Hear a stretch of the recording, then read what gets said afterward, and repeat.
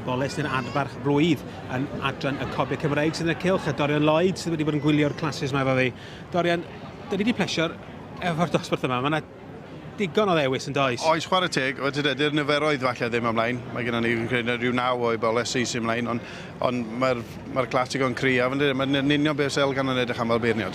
Mae'r 6 neu 7 gyntaf yma, oedden ni'n deud wan, allwch chi newid rheini mewn unrhyw drefn? Allu bod, fel ti'n dweud, mae'r hanner dwsin cyntaf allan o fod mewn unrhyw drefn. Just mater ymlunion bach a penderfyniad elganiad i wedi, a be mae o'n edrych a pethau manwl, a fo sydd yn gallu bod agosach iddyn nhw, mae'n digon hawdd i ni sefyll yma, ond elgan sy'n ganol y gylch dan y cap na heddiw, a'i benderfyniad i odio. Ie, atgoffa chi Gwilym Parc Selina sydd yn y safle gyntaf. Mae yna Mili yn ail, y berchnogaeth Peter Agan Jones a Cloddiau Boneddiges, y berchnogaeth Aled Llyr Thomas yn drydydd. Chi jyst yn weld bod Justin Walters yng ngornel y shot yma ni gyda Thorny Newside, y Welsh lady, sy'n eiddo i Mr John Gray. Elgan Evans, brydfa Eglwys Fach, sy'n neud y penderfyniadau heddiw, ac wedi cael y pnawn sy'n deud arbennig o dda. Digon i ddewis yn fannu.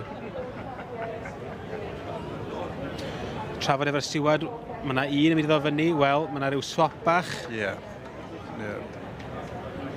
Ond ti a fi, Dorian, falle dwi'n rhaid chydig bach yn uwch na hynna? O'n i'n mynd yn siarad o ti gyna, so ni'n credu sef wedi dod fyny bach yn uwch gyna i, ond chwarae teg, mae Elgan wedi edrych hynny, a wedi rhoi dilgwn, a wedi rhoi chwarae teg. Ond falle fysa hi ddim o'r teip fysa Elgan yn magu beth bynnag? Dim posib, dim posib, ie. Fo'n deg, falle ddim quite i Elgan, ond i fynes yn credu sef o'n bech yn uwch efo fi heddiw yma. Ond mae'r 5 cyntaf yn union beth Elgan yn dangos i hynna.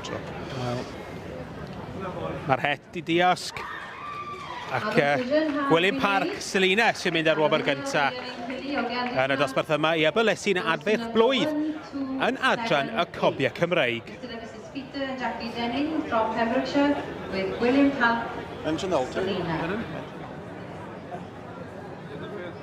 Second place we have number 1286.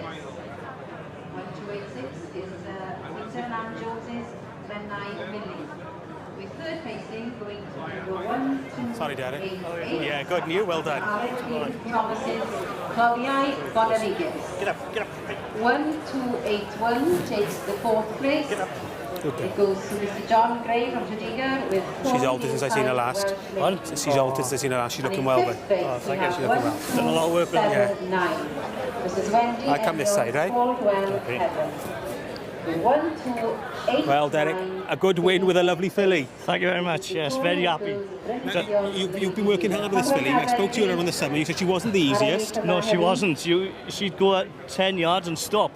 So I've done a lot of work to get her good. Now she's pulling my arm out. Well, I'm sure Jackie and Peter are here somewhere. The owners, are they? They're very happy, I suppose. I bet they're around here somewhere, yes. I was told to ask you where you got your fabulous halter from. From your neighbour. Oh, well, lovely. Well, congratulations and good luck now in the championship, okay? Yeah, thank you very much. Thank you. Champion of the show. So stay with us, ladies and gentlemen. Very good time today. Next week, let you know who will be taking the Supreme of the Winter Fair. Put your hands together, ladies and gentlemen, for the winner of this class. Llongyfarchiadau i Peter a Jackie Dennin gyda Gwilym Parc Selina yn ennill o wobr gyntaf yn y dosbarthu Ebolesi ac adferch Blwydd yn y ffair eia. Derek Dykes yn ei ddangos ac yn mynd ar Dennin hir.